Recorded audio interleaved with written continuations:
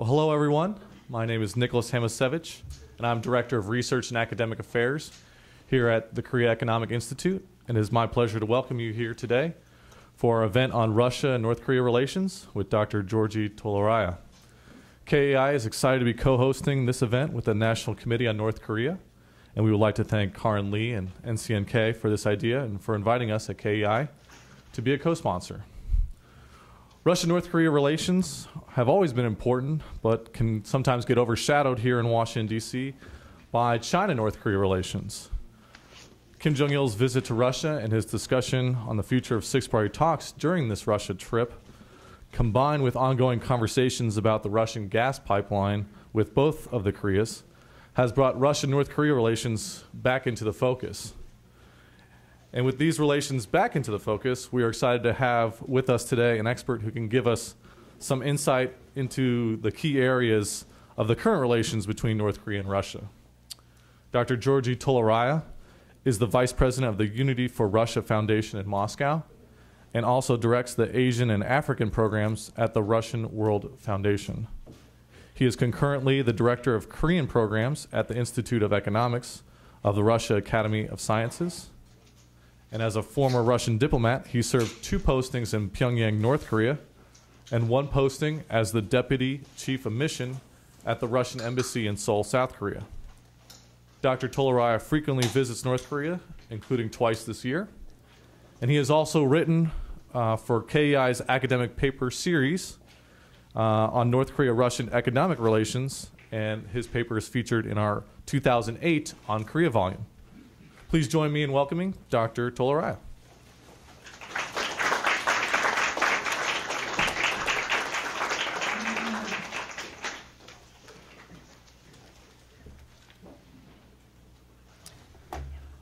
Hello, everybody.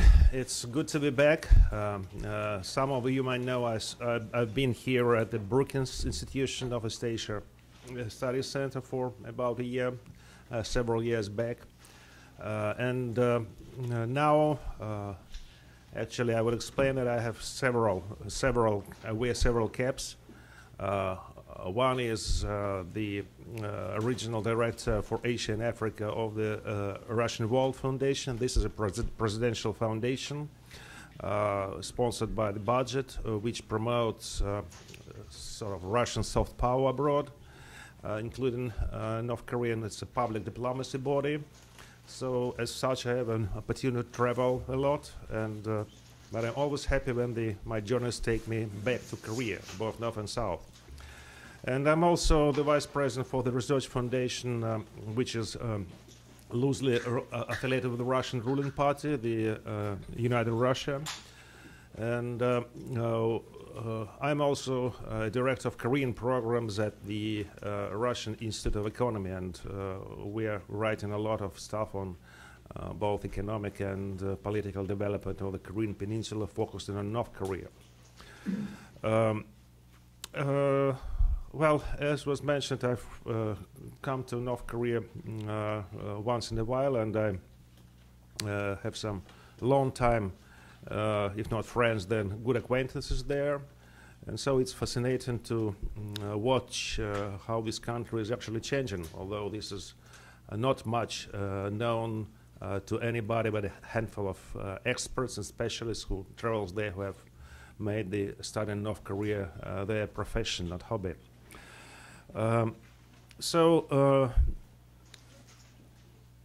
Russia has been quite noticeable in Korean affairs these days, and I will talk about it a little bit later on. But I would like to stress that now, as we speak, I think the first round of talks in Geneva with North Koreans, U.S. and North Koreans, is more or less came to an end. I don't know the outcome, I don't know the results, so if anybody here can enlighten me on this, I'd be most happy, because I don't have any other sources of information here other than internet. But generally speaking, Russia is much in favor of such a development. I'm not speaking on behalf of the government, of course, any longer, but I would tell you that this is also the position of Russian government, because we, for a long time, wanted to have dialogue between U.S. and North Korea go on, and we want and still want the six-party talks to resume. Just to give you some background information, here are some of the Russian policy goals in Korea. I will talk in more detail later, but as I make my presentation now, I would like you to see that Russia's goal in Korean Peninsula is peace and stability, and decrease in conflict potential between all the parties. And as we support unification of Korea, and we support the creation of in the future of a peaceful, democratic Korea, which could be a very important partner for Russia, we don't see the need to rush things, and certainly wouldn't like unification be achieved through a conflict, which could be very bloody and could be very devastating for the countries who are near. And please understand that here, when you're here in the West, the Korea is across the ocean for you, and for Russia it's across the river, Tumangan River. So we're obviously concerned that there should be no conflict, no dangerous situation there. At the same time, we wouldn't see the contradictions, especially between U.S. and China, develop because of Korea. Because tension between U.S. and China, they surely competing for the markets and for the political leadership, but we don't want to see this confrontation to develop in a kind of Cold War scheme. And Korea is one of the irritants which nearly brought this these relations to a conflicting phase last year.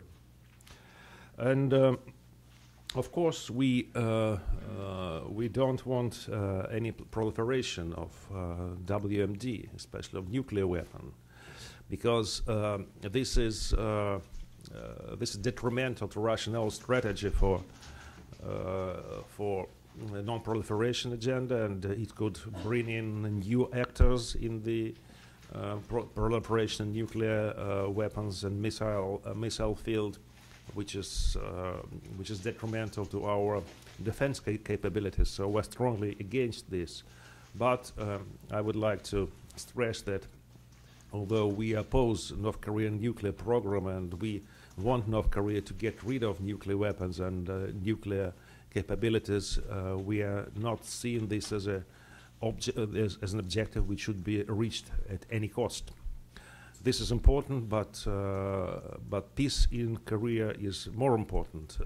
This is not what our government would say, but this is how I see things, and I think that many people in Russia do agree to me. So based on this, we see that Russia's relations in Russia's policy in North Korea should, as they put it, stand on both legs. Of course, our relations with South Korea is much more developed, incomparably much more developed than with the North Korea, because South Korea is a strategic partner of Russia. We'll have another visit by President Lee next week. I'm going to be a part of the strategic dialogue we have on the presidential level, and we have booming economic relations, and we have lots of cultural cooperations, people-to-people exchanges, and to some extent, I believe maybe I'm a Korea-obsessed specialist, but I think that the relation with North Korea, with South Korea these days, if we take the Asian part of our policies, is more important to Russia than that with Japan, because with Japan it's the relations are at the impasse. And we are, and for North Korea, we need to have the relationship which is stable and predictable and good neighborhoodly. And that means having the cooperation and having the relations with North Korean, with the current North Korean government, simply because there's no alternative. And we think that the current North Korean elite is the one that we should talk to, and which we should cooperate with, and which we should try to influence.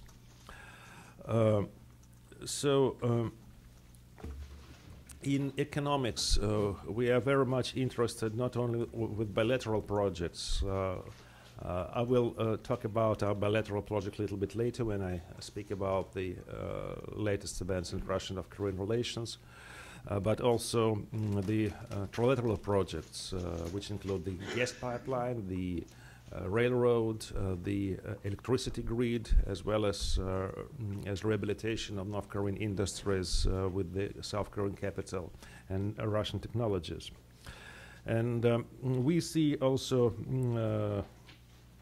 the Korean Peninsula as a sort of a key to create the multilateral architecture in Northeast Asia, which is very important to Russia. This is a brief account. This is a brief account of our general approaches to the Korean situation, and from now on I will try to explain why we see the things that way. The picture you have is taken during my latest visit to North Korea. This in Egypt, and those of you who can read Korean can see that it's an exhibition dedicated to the 10th anniversary of Kim Jong-il's visit to Russia, which came just before the visit that was held last month. So. When we are talking about North Korea, the questions which rise are this is, by the way, the Russian Orthodox Church in North Korea, in Pyongyang.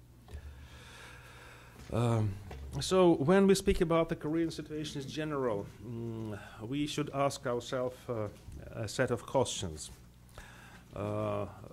Is there any chance for the catastrophic scenario, the real chance for the Korean Peninsula to explode? How great is the threat of a military conflict?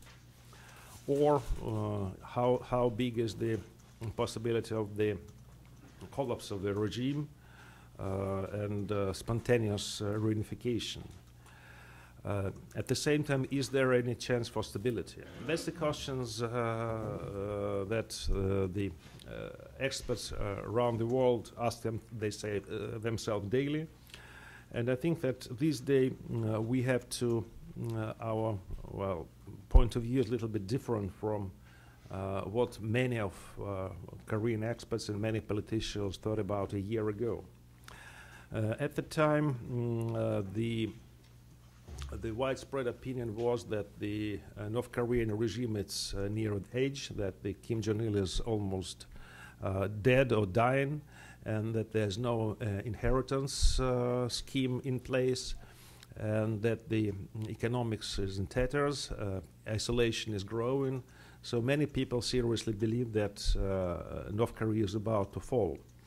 And the policies which was formulated at the time were actually aimed at helping this to happen and preparing for the unifications. And some of my friends in Seoul were very serious about that. And when I told them, I don't think that's going to happen now, they said, you don't understand it. You are not Korean, we are Koreans, we understand it better. But so far nothing happened. And I've been to Korea just last September, just as Kim Jong Un was put into the top echelon of the North Korean leadership. And at the time it was far from certain how the things would develop. But I talked to some really high-ranking people at the time. I won't name names, but they're Politburo members, and they were very, calm. And they said that everything's under control. That's we have some, not the problems. We now preparing for the what I would essentially translate as a new government structure. So who will deal with which for the next 30 years?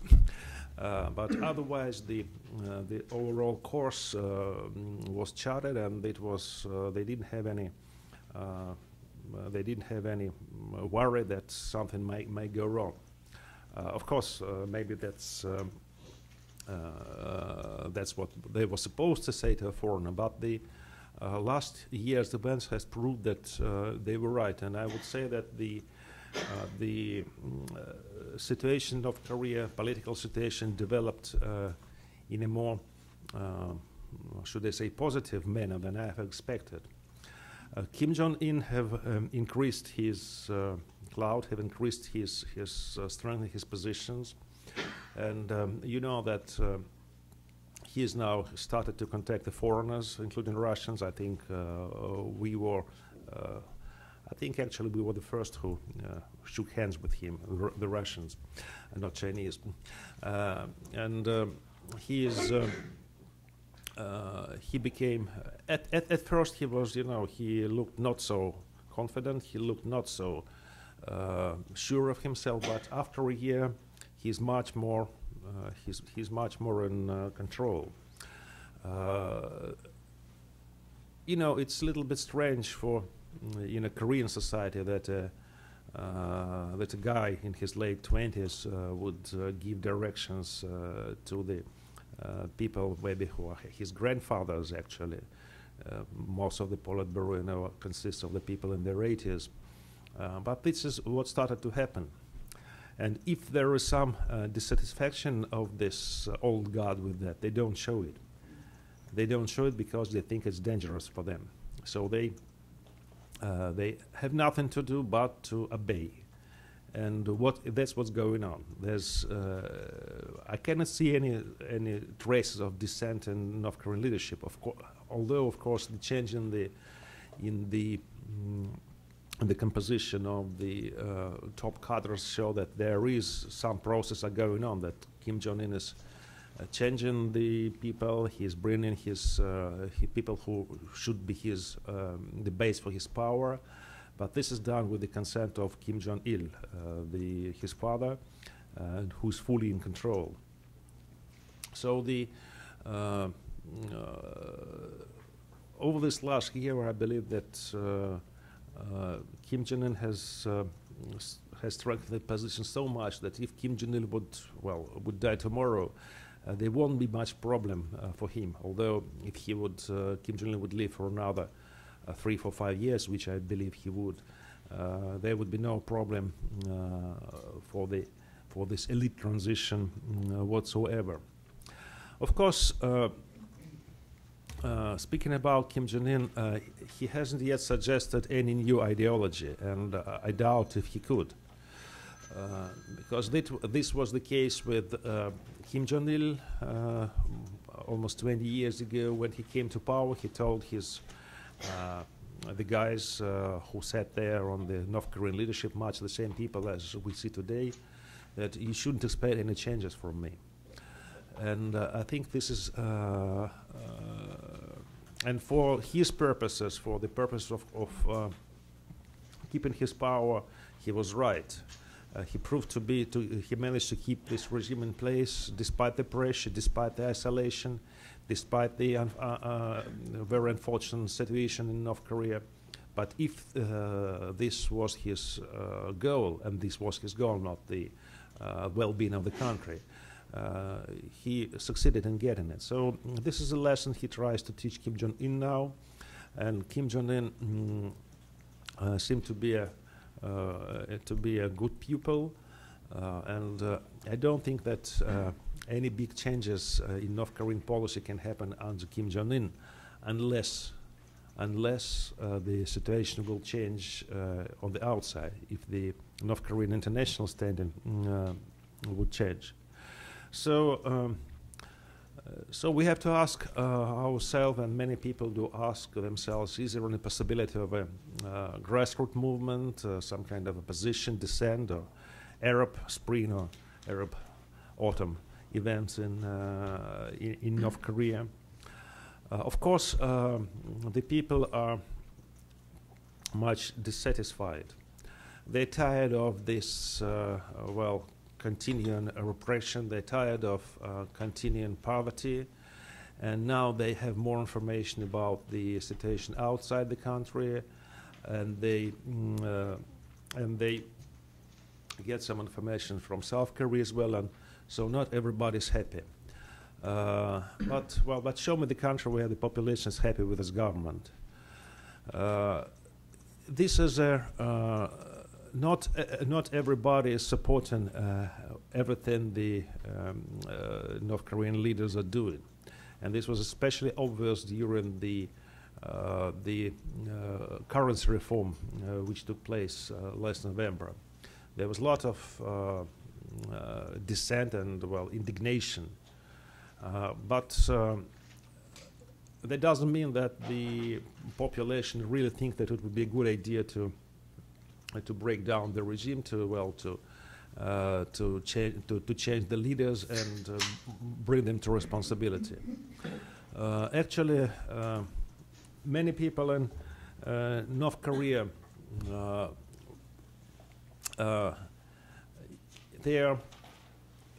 they have become different from what they used to be, well 20 years ago.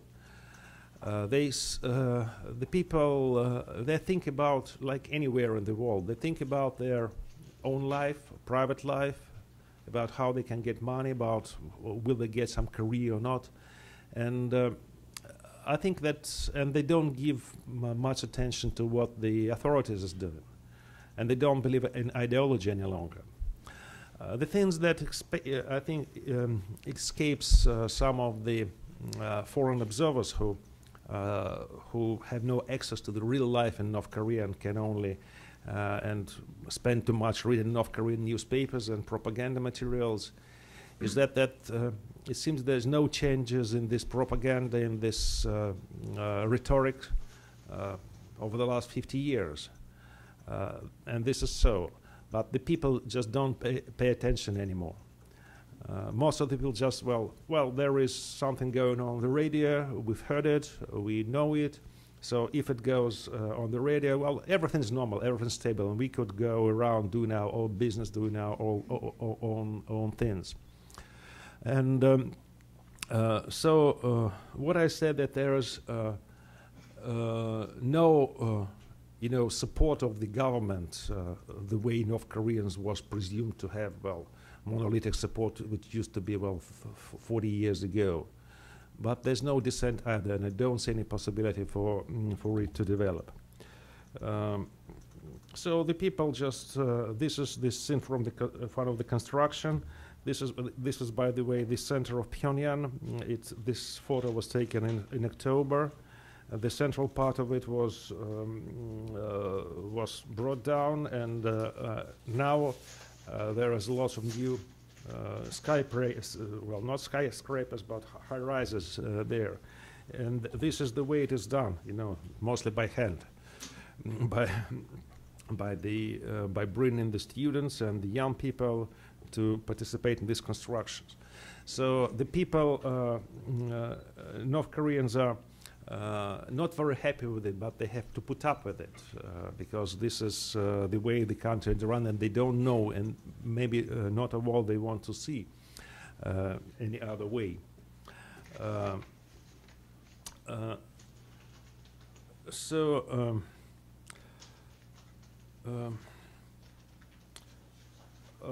I would say that this being a Korean Economic Institute, I would say that the most important thing which is happening in North Korea is happening in economy. And I was amazed how quickly the disastrous results of the currency reforms were overcome. Because at that time, that was a real crisis. The economy was near collapse because well, the foreign currency was used not just between in the transaction between the citizens, between the people, but between the enterprises as well. But well, in a matter of months, the situation was normalized, and I would say that it's now it's much more developed market relations than was ever before. You can see here the people changing currency, and this is a scene of the one of the commercial restaurants, which are plenty in Pyongyang. You see these people, so they're not sort of elite members of the elite. They're just ordinary people who spend their time drinking beer and eating in the evening after the working day. And there's so many, there's appeared so many this kind of restaurants and beer houses, but if you go there, you probably won't find a place in the evening, because there's lots of people who have money, who go there, who go to shops, and you probably all heard the stories about the Pyongyang people going around with mobile phones. They're true, and I think that speaking scientifically, we now have a middle class in North Korea, which consists not only of the party apparatchiks and military and security personnel, which was the case earlier, but it also includes a large portion of the self-made businessmen, or the people who do some trade, some economic activities, and in that sense, this situation resembles Soviet Union before it collapsed, but maybe this is not a perfect illusion, because Soviet Union collapsed not because of the market relations, but because of the total fiasco in ideology. In North Korea, you can see now these people becoming a new middle class, which is more or less not monolithic, but they're living the same lifestyle. And I think it's very important to understand that this middle class is not particularly interested in unification or change. Because they are comparatively well off by North Korean standards. The repressions are not as cruel as they used to be, and well, if you play by the rules there, they won't touch you. So they actually, if given a free choice, what would you like? To have the country unified and live under the control of South Koreans, which will probably put you out of job and put you out of your privileged position in society, or to keep the things as they are with the gradual improvement. I think they would choose the second way, the second option. And if you ask me about the reports of the famine and starvation in North Korea, yes. There are areas and there are people who really have not enough food, especially in the north. And I've seen servicemen, military, who looked as if they were not very well fed. They were from, not from Pyongyang, but from other places, and it looked as if they were not very well fed, and there is a problem with the food situation in North Korea. But I would say that the problem in North Korea now is different from that in the 1990s. In 1990s, there was no food. Now, there's no money with for some people. And in this, this resembles much the situation in many developing countries, in many African countries, where we have the elite which has, well, Mercedes and gold rings and accounts abroad. We have some middle class who are, well, doctors and managers and technicians. And we have lower class people who don't get access to this to this material wealth, not because they're prohibited, but simply because they don't have money. You take Africa, you go even to India. You know, in India there's millions of, maybe 100 million of people who lives below $1 a day. So this is much the same in North Korea. It's as much the same all over the world, actually. This gap between rich and poor is growing in North Korea, and the problem is that the poor people, they don't influence politics anywhere. The same in North Korea. And so this middle class and upper class can control the situation and would keep it from changing. Well, I can answer some questions on this marketization. Well, probably you know more about that than I do, because it's a very interesting process, and we only have a sketch information about it, but it's going on, and I feel that the greatest change that we might see under Kim Jong-il when it happens, that he would start from tolerating it to regulating it, to setting some rules of the games, because now it's mostly based on the sort of informal social contract, corruption. But this is also when we look at the Soviet Union and the disintegration of Soviet Union, that was much the case with us. One thing which is different, and for which actually North Koreans should thank the totalitarian regime, that we had the criminals, the gangsters coming into control of the economy. In North Korea, there's no such phenomena, and the party people, the military people, the security people, they control the economy to their own profit. They're corrupted, but they're corrupted under certain set of rules, and it's actually that suits almost anybody. My conclusion is that I cannot expect any kind of break of the system in the foreseeable future, because the system is changing, is trying to adapt itself to a new situation. And unlike in former communist countries, communist ideology doesn't play much of a role here. This is the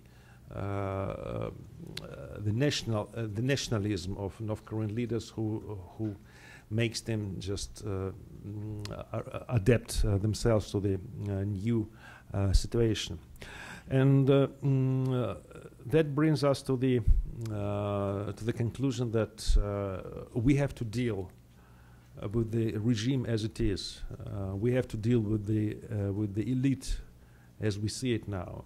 Maybe trying to get in touch with the new generation leaders. Maybe trying to influence the people who know a little bit more of the world outside than the former leaders, and which are more educated and at least who are not so much suspicious of the foreigners because they haven't seen the war with their own eyes. They have been told about it by their peers. They have been they watched lots of films and read lots of books about it, but they haven't witnessed the war conflict. So they might be a little bit more susceptible to sort of dialogue and cooperation. So how in this context the nuclear issue should be addressed? Well, I don't think that there is any chance of North Korean denuclearizing in the near future. And of course, there's a need to keep on this rhetoric, to keep on the the goal of denuclearization in some future and better times as an objective. But I don't think it's going to happen anytime soon.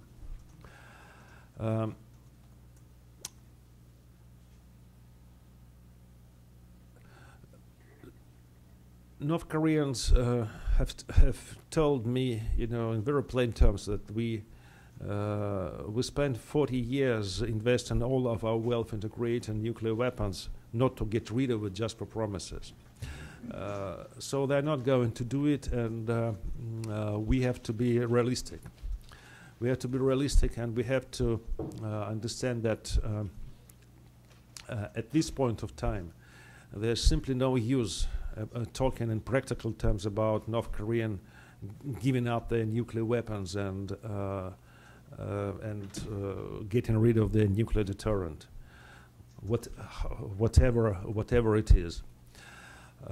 So I believe that the goal of the talks, the goal of the negotiations, which are essential to calm down the situation, is to contain North Korean nuclear program, not permit North Korea to develop new technology, uranium enrichment, not to let North Korea to conduct new tests, not to let North Korea to develop their missile technology, not to let North Korea engage in proliferation. This is achievable, and this should be, I think, the first stage of any progress towards eventual denuclearization, which I think could happen, but it could happen after totally different set of rules for North Korea, when the world would finally agree to coexistence with North Korean regime. I see that there's little chance for that, but well, I still hope, and I still have to point out that this is not impossible. In that case, North Koreans might consider the nuclear weapons to be redundant. But in the meantime, this goal should be kept on the agenda. And North Koreans do play by these rules. They say that yes, we will abide by the September 19th joint statement. Yes, denuclearization is what Kim Il-sung have told us to achieve, and that's what Kim Jong-il said to Medvedev, by the way. And so they don't refuse, and this is important because we can talk about practical affairs, not just be stuck in this situation. First we denuclearize, then we'll talk about anything else. That's a non-starter. We should talk about other things. We should talk about security. We should talk about the containment of the nuclear and missile program, and we should talk about the modalities for denuclearization in the distant future. And but don't expect North Koreans to take an obligation to give up their nuclear weapons in a matter of months or years, especially after Gaddafi did the same. And they learned this lesson pretty well, because, well, Kim Jong-il understands that after Osama bin Laden and Gaddafi, he seems to be the symbol of the evil for the US, for the West at this point of time. So they're over-suspicious. North Koreans are over-suspicious by nature, and they have many reasons, many real reasons to be suspicious. So I hope that the six-party talks would continue. And we can talk about this in Q&A. I hope that this tendency of bilateral bilateral consultations and talks could lead to the resumption of the six-party talks, maybe before the end of this year. And but this is, you know, this is something you cannot really predict. Even if you're inside this decision-making process, you still don't know how will it go. But I do hope that realism would prevail, and that we could see the six-party talks to restart. When it happens, and if it happens, I think it's important that the six-party talks shouldn't concentrate only on the denuclearization agenda. There are two related agendas: security regime, and denuclearization, or well, demilitarization, or lessening the military potential. And so there are some pictures. And I have charted some pretty fantastic ideas how this road could look like.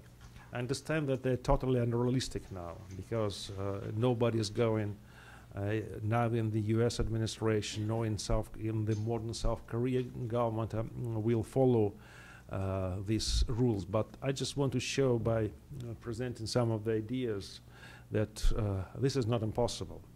This is not impossible from my point of view. This is not impossible from North Korean point of view.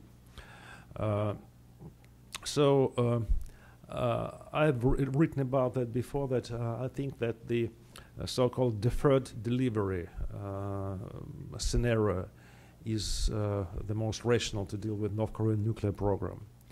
First, we have to show North Koreans some kind of a roadmap, something what we give them, we as a world community, we as the 5 parties which are involved in this process, what they're going to get in case they give up nuclear weapons. And not only promise them, but start doing something, start preparing for that, for the eventual for the eventual denuclearization of North Korea, which could only come at a later date. So we could. It's possible, I think. It's impossible, but I think it would be wise to have a U.S. North Korea political declaration on the end of hostilities and mutual diplomatic recognition in exchange for the certain date for giving up the nuclear weapons, say, well, 3 years from now. Then an international commission of the nuclear states and IAEA would be created to monitor this process. The six-party participants would extend their support and their decision to monitor and cross-guarantee these developments. And the guiding principles of peace and cooperation in Northeast Asia should be included. Bilateral talks with Japan and between North and South also should start. And all the parties should sign binding treaties with each other on this new set of security architecture. Economic assistance to North Korea should also be considered, and international committees set up to coordinate this aid with a view to develop the market economy, not just feed the army. So when over a couple of 2-3 years this process would develop, the North Korean leadership, maybe a new one by the time, would face a choice: either to keep their nuclear weapons or to dismantle them, to dismantle their nuclear program in exchange for what they have already got, or risk losing everything, losing the relations, losing the economic assistance, getting back into poverty and isolation. And this would be a hard choice that could really make North Koreans agree to real denuclearization. So these are some ideas just for your consideration. This is not a roadmap that I could suggest. If I could, maybe I would be the United Nations Secretary General. But these are just some of the ideas that should be considered. I don't have much time left, so I would like to speak about what you're interested most, the outcome of Kim Jong-il's visit and the recent development in Russian-North Korean relations. I would say that the last year have seen a rather rapid development of Russian-North Korean relations after a setback. After a setback we had in 09-10 because of the Jong Un incident, because of the Yongbyon incident, because of nuclear and missile tests. At the time, the relations were real on a low ebb. And I was a member of the party of Foreign Minister Lavrov, and he visited North Korea, and we waited till the last moment that Kim Jong-il would see him, would meet him. And when we understood that that wouldn't happen, we just took the plane and left before the schedule. So this was very characteristic of what was going on at that time. But starting from late last year, now 10, North Koreans started sending signals that they are no longer very much angry with Russia, that they want to develop relations, that they are prepared to make some steps to improve bilateral relations.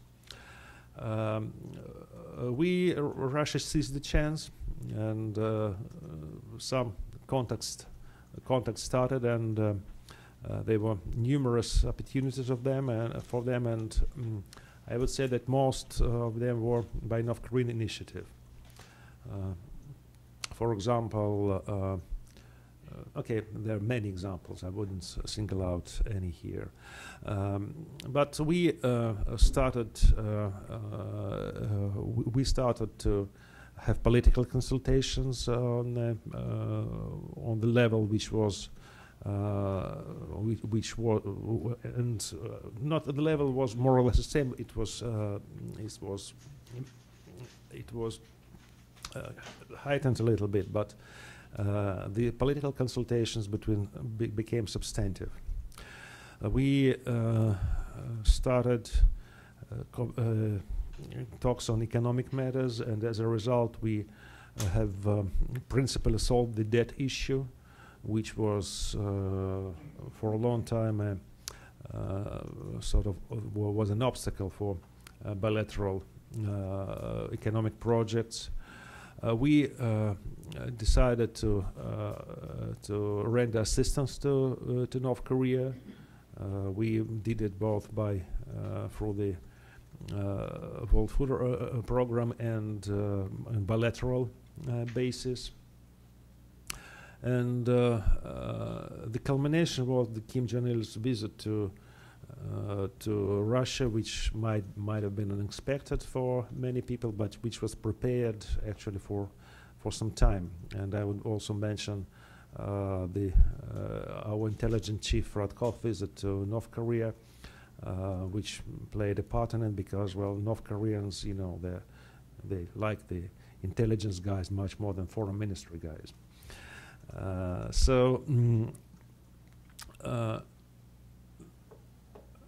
I think I'm just a little bit short on time, so I won't make much of the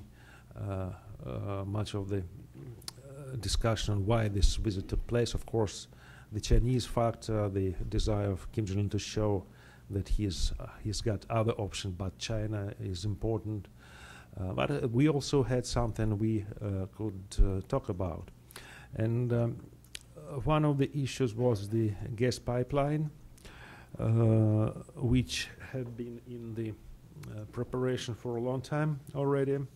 And you can see the map here, which shows the... do you have a pointer here? No? which shows the system of gas pipelines in Russian Far East and how it could be prolonged to North Korea. The gas pipeline Sakhalin Islands and so I have to show it. From Sakhalin Islands to Vladivostok is almost completed. I think the delivery of the gas to Vladivostok will start this fall. So it's obviously we need to prolong it from Vladivostok to South Korea. There's actually more detailed route now, but it's but I don't have this map right ahead. But they're going to Pyeongtaek here, and the general agreement on the gas pipeline was reached as long ago as in 2008, and North Koreans were always in favor. And last meetings in June, our gas exporting and gas producing company Gazprom had with them showed that they're ready just to accommodate every request of ours. They're ready to do all the necessary things. They're ready to supply workforce. They're ready to cooperate with anybody, and they said we are ready for the trilateral talks with South Korea as well, just to get this pipeline going through their territory. Of course, the Russia having its experience of gas wars with Ukraine and Belarus should be much concerned whether in North Korean case same may be repeated, whether North Koreans would try to manipulate by gas supplies to get some political and economic dividends, like stopping the gas supply to South Korea, which is also much of a concern to South Koreans. And I don't think that this is the case with North Korea, because unlike Ukraine, which controls most of the Russian supplies to Europe, in North Korean case, the gas that would go to South Korea would take, I think, not more than 10 to 15% of the South Korean market, which is mostly, as you know, is LNG dominated. And even North Korea would try to disrupt these supplies. That's not going to affect South Korea much. The consumer probably won't even notice that. And that would be a headache for Russia, because Russia will have to compensate this loss by supplying, for example, LNG, which it does already to South Korea. But it's mostly the Russian-North Korean problem, not a problem between North and South Korea. This is what we are telling South Koreans. And I'm really elated by the initial reaction by President Lee Myung-bak to this project, and I didn't expect that kind of a positive response from South Korea, actually. And to be frank, I'm still doubtful whether it's a sort of tactical approach, where it's a sort of the pre-election in South Korea, pre-election rhetorics, which North Koreans believe it is. But I really cannot, at this moment, imagine the South Korean government taking this decision that the gas would go through the territory of their worthwhile enemy. And I hope I'll be wrong, but I'm really not so much optimistic about this project in the short term. But nevertheless, we have to work on that, and I believe that President Lee will have something to tell President Medvedev next week in St. Petersburg on this issue, and the technical details have been going are under discussion now. But let us not forget about other projects, trilateral projects, of which the project for the railroad, Trans-Korean Railroad coming to Russia and to Trans-Siberian Railroad for transit to Europe is the most important. And I think it's much more feasible than the gas pipeline. It's actually been agreed on under Kim Jong-un and Nomuhyun, and even trial runs, as you remember, were carried on. But now with the Imam government, it has been completely stopped. However, Russia still keep on developing this project, and we have, at our own risk, by our investment, have reconstructed the railway from Rajin, from Tumangan station on the border to Najin. It's not so good to see here. It's here. It's the length of this newly reconstructed way is about 52 kilometers. And last week we had a trial run of trains on this new road, which has two gauges, the broad and narrow one. Of course, it's far from over. There are some work to be done for, signal equipment and things like that. But this project is going on, and we'll start deliveries probably of coal sometime next year. This project was originally targeted at getting South Korean containers to Russian Trans-Siberian Railway for transit to Europe, and South Koreans were interested in this, and they formed a consortium of the cargo companies of the consigning companies for that, but under the current government,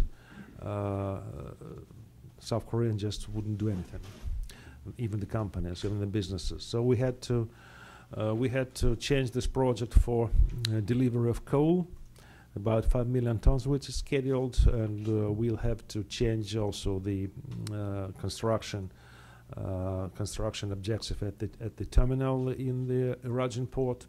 But still, this railroad is supposed to generate some profit, and we see that this railroad is just a pilot for the future Trans-Korean Railroad. You can see the supposed way for it, and there are some other routes. But I do think that this project is more feasible than the gas pipeline, and it would also be give the possibility for the gas pipeline to be laid. So I think I've used enough time, and I will finish here, and we'll continue.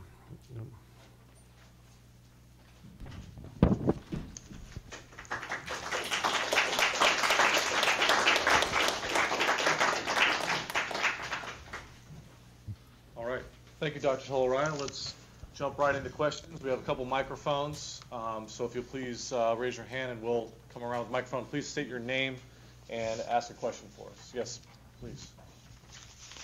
My name is Won Chang-la. Thank you very much for your insightful explanation. I have a series of questions regarding the proposed pipeline. What is the expected the economic payment to North Korea through such project? And will that payment, how will that payment fit under the current international sanction against North Korea? And also, will North Korea draw gas for itself through that pipeline? And also, you talked about some of the that because of the amount of gas is only 1/10 of the South Korea's energy need, that it won't be a much of a significant threat to South Korea's energy need.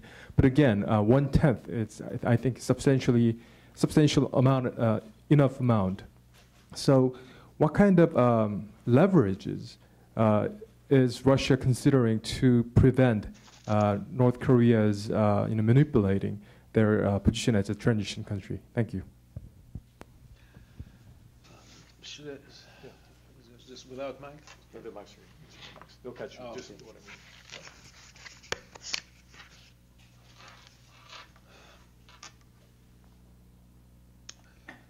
Okay, to answer these questions at this stage is really difficult because this is much of a guesswork now, because we haven't had any kind of concrete and detailed negotiation with North Korea so far. We have sort of political decision on the summit level that this should be done, but how it should be done, we still have to negotiate. And as I said, this is basically a Russian-North Korean problem. We have to think how we going to compensate North Koreans. Are we going to compensate by cash payment, which comes under no international sanctions, or by gas, for which North Koreans would need some infrastructure, and I think they don't know themselves yet what would they prefer. We have to think how we are going to act in an unlikely case if North Korea would, for some reason, stop the supply, the transit of gas. Say, for example, we need more payment, or if they receive by gas, we think that the price is unfair, as it happened in Ukraine. This is much of a Russian-North Korean problem, not the problem of consumer, because the contract would say between Russia and South Korea, who is the final consumer, that the seller is obliged to supply amount of gas on these terms. And in case we don't, we just have to compensate South Korea, or, for example, make the delivery by LNG. And that wouldn't affect South Korea much. As to North Korea, I don't know how this can be regulated. So far, we have it's easier to work with North Koreans because once they have the political decision, they have it and they have to carry it on. So if we have this sort of decision on the level of the leaders of the countries, Kim Jong-il said so, they won't try to manipulate the supplies of gas. That may sound naive to you, but this is the reality with North Korea. And I don't see any reasons for them to do that, because once they try it, Russia is not going to succumb to pressure. If you don't want to get the payment, just do get nothing. If you think the gas price is too high, you're not obliged to buy it. You just to get it. I think that the cards on our hand are very strong in this respect. And as I've said, I don't see any reason for North Koreans to do that. Why? Why they should do it? To get better terms they know they want. To bring some damage to South Korea. Well, as I said, the damage would be minimal. So I don't think that this would be much of a problem. But still, we still have a lot of work to do to make all these arrangements, and so far nobody exactly knows how this arrangement would look like. And but before we do these arrangements, we had to bring North and South together to agree on this transit scheme, and only after that we can start working with North Koreans for any kind of details. Great. Yeah. Right up here in the front. Feel the last one. Gil Rosman, Gil Rosman, Princeton University. I wonder if you could give us more detail about the transition in Russian thinking at the end of last year and the beginning of this year.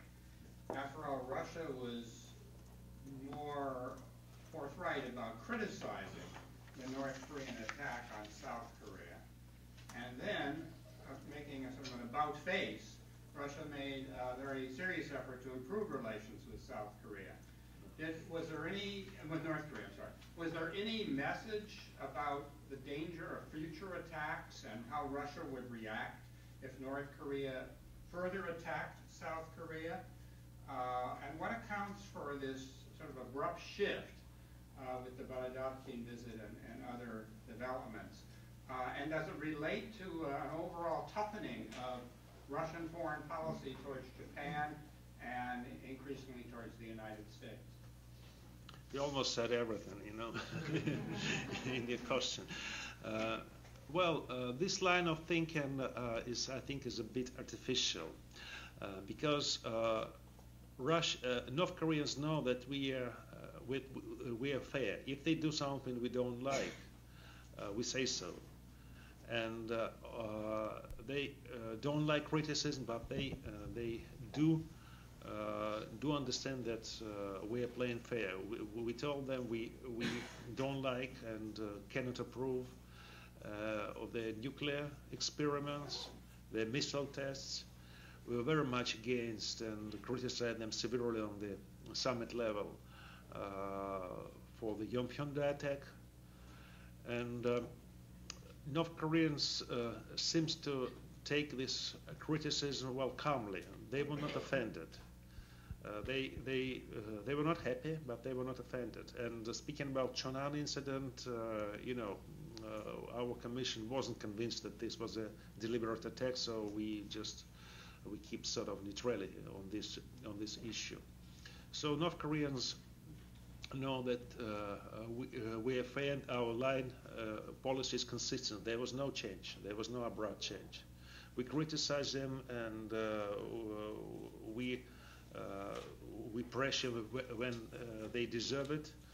But we are fair in our long-term goal of keeping normal relationship and using it for the peace and stability in North Korea. We have come a long way to get that kind of relation with North Korea, but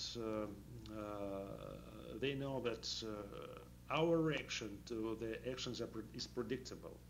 So when they want to improve relations and when they give us their hand, we are ready to embrace it.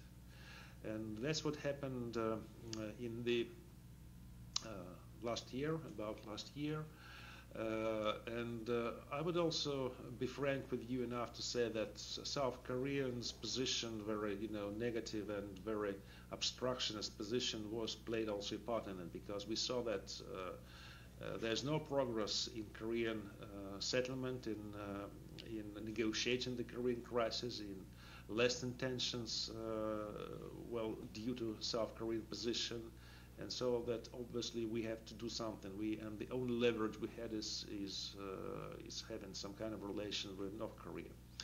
And I was actually, to be frank with you, I was actually a little bit amazed that President Medvedev, who was very critical of Kim Jong-il publicly, that he agreed to meeting Kim Jong-il, and that Kim Jong-il went to Russia, and that shows that our policy is based not on emotions, not on ideology, but on a realistic approach. Okay, other questions? Yes, right here. This is Maria, visiting from CSI Japan Chair. Thank you very much, Professor Toloraya. Please let me ask a quick question. Next year, Premier Putin will be back to presidency. I wonder if there is a possibility of Russia's diplomacy toward North Korea, including a pipeline project. Thank you very Well, that goes neatly to my previous thoughts. That I've said that President Medvedev and President Kim Jong-il were not very friendly over these years, but when it comes to Putin, I think he personally understands Kim Jong-il, and Kim Jong-il is also esteem him rather highly. So I think it would be easier for the two people, for the two men cooperate if Putin is elected president. I see no problem with that. As for the gas pipeline, yes, of course, this project, as I said, it wasn't born or was just invented by Kim Jong-il and Medvedev. It was discussed for decades, not years, and the formal agreement was signed already 3-4 years ago. So I don't see any problems with continuing the gas pipeline project under President Putin if he is elected. And I think that even this would give a boost to this project. Supposedly, South Koreans would be positive enough to a new government in South Korea would be positive to this project as well. Other questions? Yeah, let's go in the back and then we'll come up here. Nick Eberstadt. Nick Eberstadt, American Enterprise Institute. Georgy, great to see you. Georgy, as you know, there have been reports in the newspapers about possible joint military exercises between DPRK and Russian Federation. Could you tell us a little bit about any such possibilities, your evaluation of those, future prospects, and whether we might expect a revival or renewal of a Russia-DPRK security treaty of some sort? Well, Nick, don't exaggerate that. Of course, there's no possibility for a military union of any kind with North Korea for Russia these days.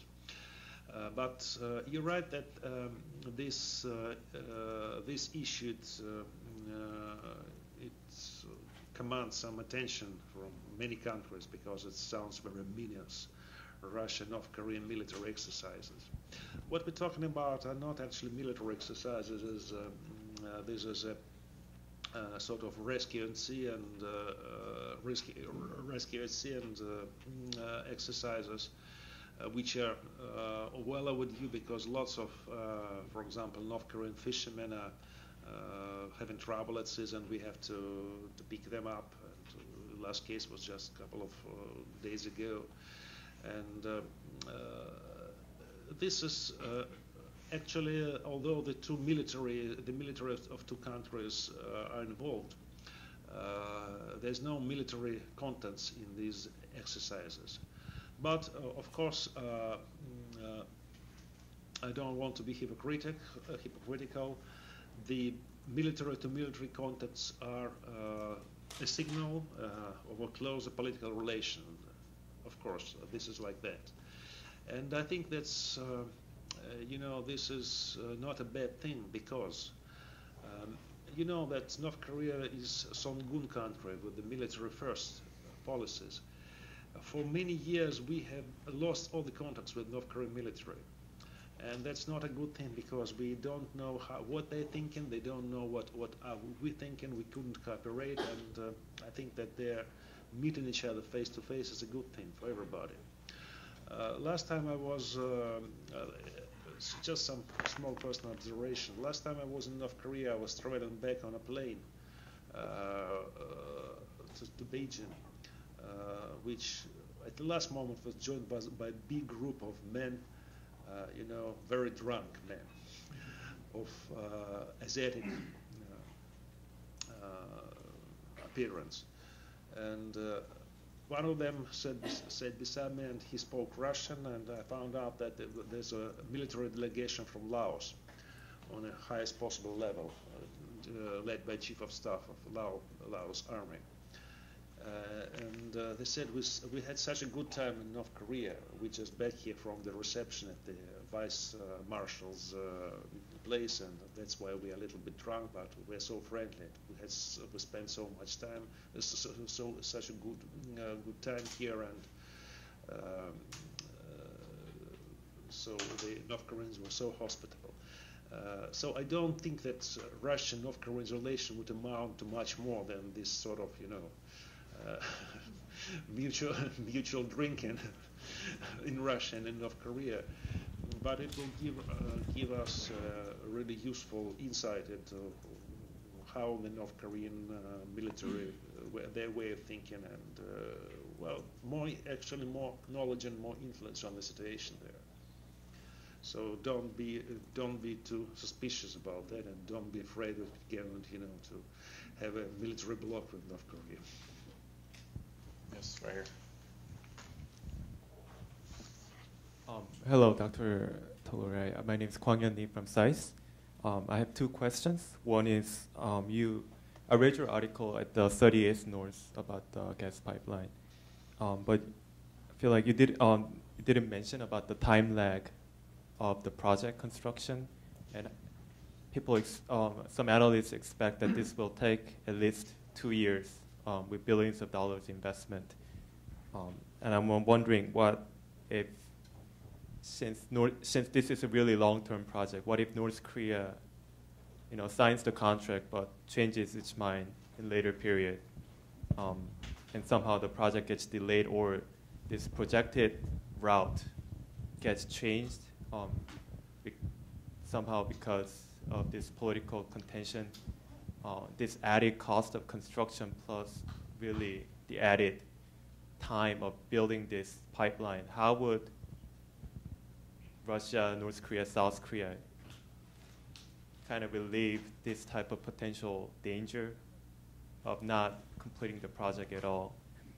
So that's my first question. Second question is going back to kind of mentioning the potential problem between the supplier and the recipient, in this case Russia and South Korea. What if, I think there's some concern in South Korea is whether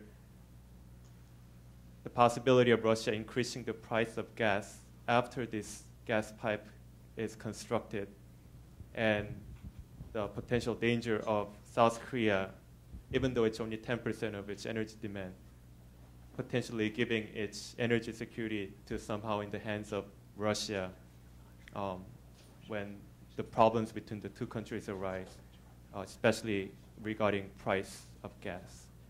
Thank you so much.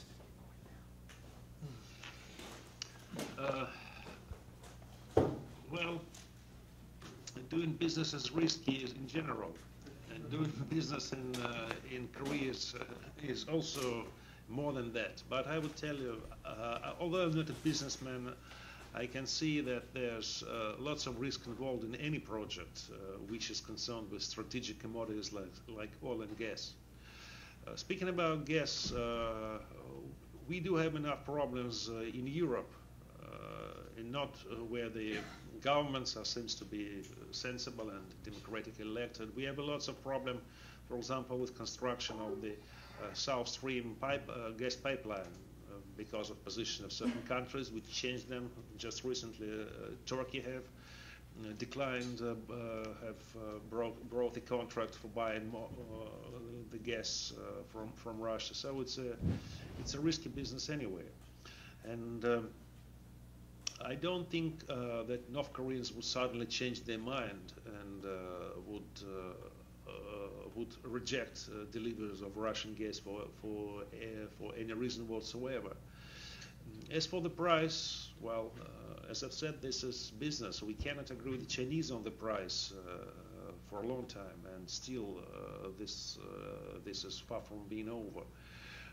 So I don't think that the South Koreans would be a more difficult partner than the Chinese, simply because they're more experienced in market realities. And this is a gas and oil market there, gas market especially. It has some specifics, of course.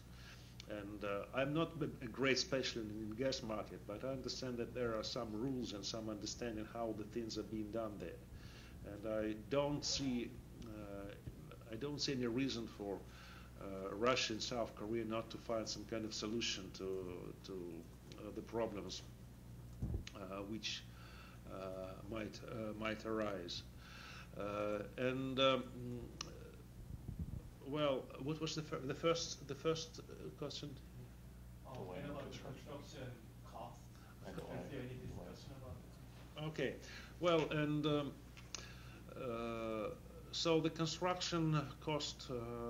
Well, there are many estimates, but usually the real expenditures run more than that. But well, our gas monopoly, I think they got the needed resources.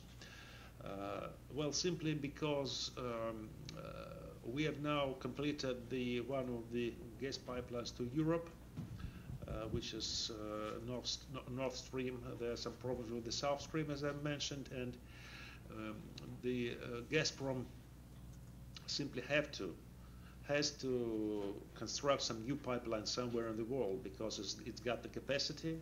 It's got the capital, it's got the experience, it can just be used. And the only place it can build the gas pipelines now is Asia, China and Korea. So we are as interested in investing into this project as the countries who will get this gas. Well, there are estimates about $8 billion, which seems to be a large sum, but it's normal for a business project like that. As for the timetable, I've told you first there has to be some agreements reached and the contract signed. After that, we shall see. Nobody has a crystal ball, and well, no one knows what's going to happen anywhere in the world. Well, even in the Ukraine, which is democratic, it makes much difference whether we have the one government or another government. And what if the next government in Ukraine, for example, would take a different stance? Because the current government, which is supposed to be more close to Russia than the previous one, put to trial the former prime minister and put her to jail because of this gas contract. So what's going to happen under the next government, no one knows. So North Korea and South Korea are not unique in this kind of a changing dynamics of the world business and finance. So I don't think that the risks in the Korean case are much higher than in any other big project like that. Okay, let's just take last couple questions here. So we'll just go all in order. So from back to front, 1, 2, 3, and 4, and just ask your question real quick, and then we'll let you kind of deal with them all. Eun Cho with the Voice of America. You mentioned about Kim Jong Un contacting the Russian delegation. Do you have further details of that meeting, of what was discussed? And how does Russia view the leadership succession to Kim Jong Un? Let's get all of their questions in and you can answer them all. Second question here. Thank you. My name is Ki Hong-sung with Yonhap News Agency correspondent. Korea Congressman Jong Dong-young, who was a former minister of Unification Department at the Nomuon administration, said recently that Russia suggested at 2005 they could host a summit between Roh Moo-hyun and Kim Jong-il at Vladivostok. I think that suggestion was one of significant reminder that Russia have interest to play a significant role in Korea Peninsula.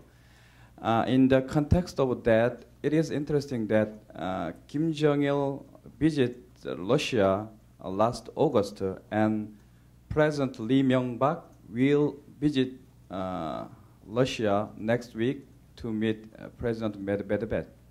My question is, Medvedev, do you think there is a possibility Medvedev do another suggestion to make summit Lee Myung-bak and Kim Jong-il possible? And gas pipeline projects might be an important one of a tool to lead to South and North Korea summit. Thank you. Okay, I'm Sang Yun-ma, currently at the visiting fellow of Brookings Institution. My question is about the Chinese reaction to the pipeline project between North Korea, Russia, and South Korea. Normally, well, historically speaking, North Korea has been always playing kind of equal distance diplomacy between Moscow and Beijing. Therefore, some more role for Russians in the Korean Peninsula suggest lessening influence of China on that. So I'm wondering if you have any information what Beijing is thinking about this project. Thank you. Scott, finish that for us. Scott Snyder, Council on Foreign Relations, and my question is very closely related to the previous one. What are the North Koreans, saying about China? And do you see evidence of North Korean dependency on China that you think, based on your trip, would result in Chinese leverage over North Korea? All right, tackle all those and finish up for us. All right. Well, I don't think I'm supposed to disclose the Kim Jong-il's meetings with any foreign dignitaries and the circumstances of which, but I've given you the outcome, the sort of impression that we have. As for the possible three-party meeting, well, you're right, summit meeting. Well, you're right that we have been long proponents of such an idea, and I was personally involved into trying to set a three-party meeting with Kim Dae-jun and Kim Jong-il in Russia. That was not a city of Vladivostok, that was another city, but anyway, it was actually disclosed by Im Dong-won, former unification minister, so that's why I can speak about that. So we always would welcome if North and South Koreans would find it difficult to find a place for a summit meeting. We would always welcome them at our place. And this seems to be quite a sensible idea. I can see no way Kim Jong-il would travel to South Korea because of security considerations. You might know that he was actually scheduled to visit Russia in June, and he started this journey, but because of the excessive attention from the journalists of South Korea and Japan, who just literally gathered on the Hasan station just trying to figure out when he's coming, they decided to postpone the trip. So obviously it's out of question for Kim Jong-un traveling to South Korea at this point of time when such hostilities exist, and both countries also wouldn't like to have a meeting in China for fear of getting too much Chinese influence on both North and South Korea. So Russia seems to be not a bad place for that, and said that we would be most happy to host the two parties if they would wish so. As for the interesting question of the Chinese reaction to the gas pipeline and news of the visit, I would be insincere if I would tell you that the Chinese were very happy with it. And I've heard even about some articles in regional, not central newspaper, but in regional newspapers, which were not so expressed, not so good feelings about Kim Jong-il's trip to Russia after all that China have done to support North Korea. They were sort of jealous, and obviously this was one of the Kim Jong-il's purposes, to get to get China jealous and to maybe to extract additional assistance, additional help from them by playing off this Russian card. And another reason for Chinese being not very happy is exactly the gas price issue, because we're locked into a very in a very severe argument with Chinese about the price of gas. So obviously possible appearance of an alternative market. Now the Chinese are sort of a monopoly on the Russian import. An alternative market would undermine, of course, Chinese positions, and it's clear that they're not very happy. And this again is one of the Kim Jong-il's, one of the North Koreans' purposes. And well, you're right, Scott, that you can hear lots of not so pleasant things about China from North Koreans when they speak privately. But I'm sure they say to Chinese the same things about Russians, so I wouldn't overestimate it. Well, with the limited space for maneuvers North Koreans have, of course, they're trying to play on the contradictions between their just several partners they have is quite understandable. Speaking frankly, Russia wouldn't like to have contradictions with China because of North Korea. But also, we wouldn't like to lose our maneuverability for in relation with North Korea, just to follow the Chinese lead in solving the Korean issue. I think there's nothing wrong with it, but you cannot compare this situation to the situation of Soviet times when North Korea had to balance itself between Beijing and Moscow. What they wish to do now is balance themselves between Moscow and Washington, but they're not successful so far. All right. Thanks, Dr. Toloraya. I'd like to thank NCNK co-hosts for this event, and I'd like to thank all of you for joining us. So please give me please join me in thanking Dr. Toloraya for this great event. Thank you.